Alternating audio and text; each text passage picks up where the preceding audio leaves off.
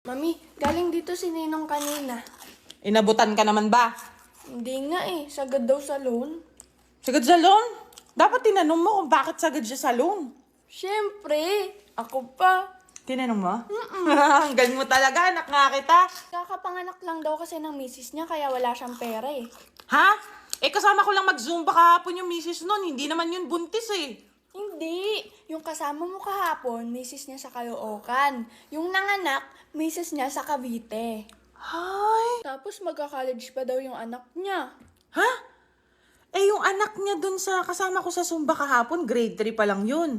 Yung sinasabi mo naman na misis niya sa Cavite na bagong panganak, di pa naman mag-aaral yung baby na yun. Siyempre, kakapanganak pa nga lang Hindi yun. Yung anak ng misis niya sa Tarlac. Meron din siya misis sa Tarlac. So, hindi nag-abot ng pera. Hindi, Kaya nagkwentuhan na lang kami about kay Daddy. Best friend niya pala si Daddy mula pagkabata. Oo nga.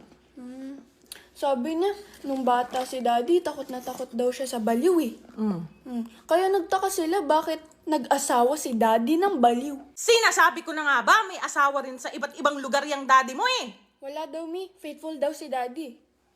Faithful? So, ako yung sinasabi nilang baliw? Parang ganun na nga.